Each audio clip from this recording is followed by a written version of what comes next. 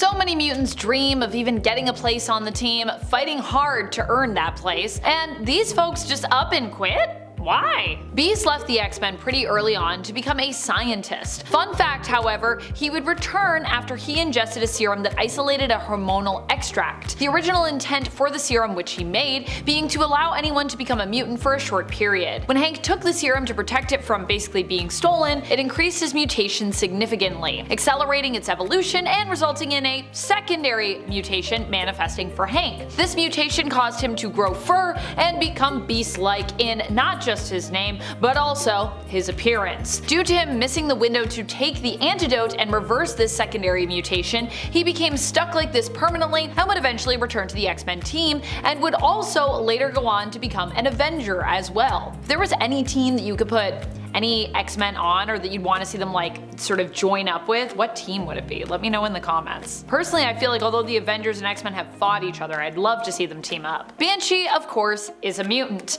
and being a mutant is usually a pretty crucial component when it comes to who gets to be an X-Men. I mean, there are other qualifications of course, and not all members have been mutants, but for the most part this is usually commonplace and even key to earning a spot on the team. So what happens when a mutant becomes depowered? Well, this is exactly what happened with Sean Cassidy when he decided, and honestly was kind of forced, to leave the team. I mean, no one specifically made him leave, but the fact that he no longer had superpowers made it challenging, nigh impossible, for him to stay on the team as an active member. Banshee ended up damaging his vocal cords in a fight so badly that he was no longer able to use his powers at that time. This, combined with him realizing that he wanted to prioritize his romance with Dr. Moira McTaggart, ultimately made him choose to retire from the X-Men, at least for a while. Sunfire also briefly joined the X-Men, but only for one mission, at least to start. He was offered a more permanent place on the team, but ultimately decided just to decline that. This is because while Sunfire is a mutant and has been a more steadfast X-Men member before in the comics, his ultimate loyalty, at least at that time, and in my opinion also just I would say overall, is to his country. Sunfire is from Japan, and so he decided to focus on being a hero for his country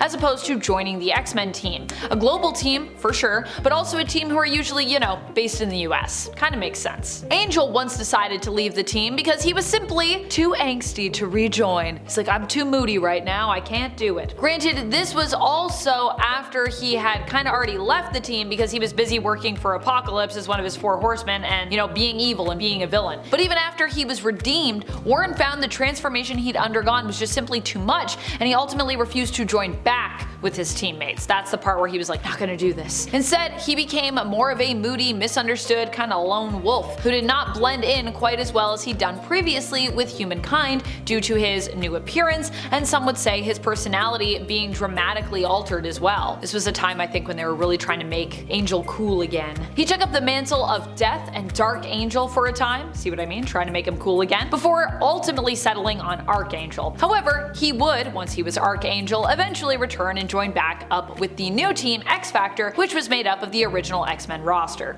Pretty much. Many mutants leave the X-Men for various reasons, although many have left for sometimes the same purpose, to find themselves. Being part of a team can make it sometimes harder to know exactly what it is you specifically want out of life, and so there have often been teammates who have split off for a while to figure out what exactly they do want out of life. Among the good number of mutants who have done this is X-23. Laura Kinney had a hard life, and although the X-Men welcomed her in like a family, there was a time after she literally went to hell and back and connected with her soul, seriously a thing that happened, when she began to question her place on the X-Men team and wonder if this is exactly where she was meant to be or what she wanted to be doing. During her time away from the X-Men, she'd find another place among the Avengers, joining up with Avengers Academy for a time. At one point, Storm left the X-Men to basically become the Queen of Wakanda. Well, in a more roundabout way. There's a bit more to the story than that. Not intentionally, she didn't leave because she's like, I gotta go be the queen, but that is kind of what ended up happening through her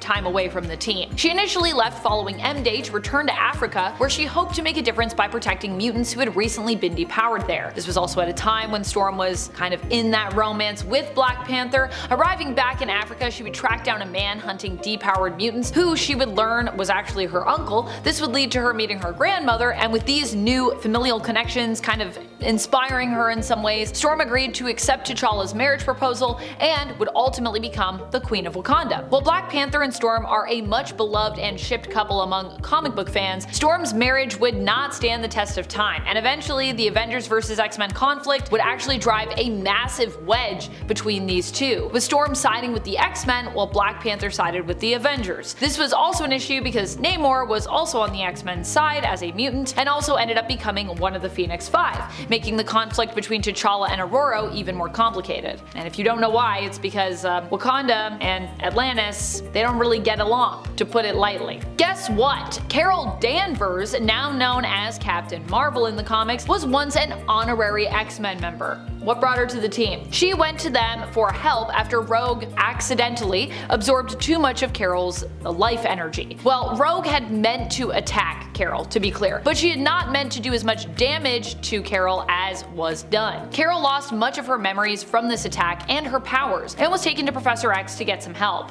During this time, she would fight alongside the X-Men and become an honorary member, and it was during their space adventures where she would actually also end up unlocking her full cosmic potential, tapping into an unlimited amount of energy when the Brood, who had kidnapped the team, experimented on Carol. With new powers unlocked, Carol became known as the hero binary for a while. The X-Men wanted her to join them in a more official capacity, but Carol was actually more interested in using her powers to go on amazing space adventures and explore the stars. Fair enough. Eventually, Rogue would also be welcomed onto the X-Men team, and this would also cause Carol to leave more permanently, instead deciding to venture off with the more cosmic Starjammers. As wild as it might sound, Kitty Pryde once left the X-Men team to go off and also have some space adventures with her then beau, Star-Lord, aka Peter Quill. Kitty would even take Peter's place on the Guardians of the Galaxy team for a while, filling in for him as Star-Lord, and the two were even engaged for a time. Obviously, it didn't end up working out, but hey, it was a time where she got to go off and also have her own space adventures. Who doesn't love to have space adventures, you know what I mean? Stacy X was part of the team during a weird time in their history, a very weird time. In fact, her reasoning for joining up and even leaving both feel pretty disconnected for me, I gotta say. Stacy X is a mutant who uses her powers to bring people pleasure, working at a place that was known as the X Ranch, and I'll let you fill in some of those blanks. She can use her power to manipulate a person's pheromones to do this, just to be clear. After the X Ranch was attacked and destroyed by those who hate mutants, Stacy ended up joining the X-Men team. She didn't last long though. She left because she didn't much enjoy having to work with a team, even though, you know, that's kind of the whole point, joining a team, and possibly because of her unrequited crush on Archangel. She left, and she also left Warren with a video recording of her jumping rope in the buff. That's a thing that happened. The fact that this next member of the team even came back is more controversial, I think, than when he first left. We are talking about Cyclops, and this bit of his history we're about to cover is not very pretty. Cyclops fans, prepare yourselves. Cover your ears, cover your eyes. We're going to the place where Cyclops is kind of a jerky jerk. Cyc initially left the X-Men to settle down with his wife Madeline Pryor after the two were wed. Despite leaving the team, however, Cyclops would always consider himself, of course, an X-Men, and the couple even sent Professor X a weirdly intimate picture of them sitting in bed together under the covers when they were on their honeymoon. It's very strange. When it was revealed that Jean had not actually died though during the Dark Phoenix saga, Cyclops decided to return to the team, even though Maddie and Scott had just welcomed in their newborn son to the family. Yeah. Yikes. Abandoning his family would also be an inciting incident, which would inevitably lead us to the events of Inferno. That's about it. I'm your host Amanda McKnight, and until next time, you stay nerdy, YouTube. Bye! It's so dry in here. Every time I breathe, I can feel my throat wanting to close up. Oh boy.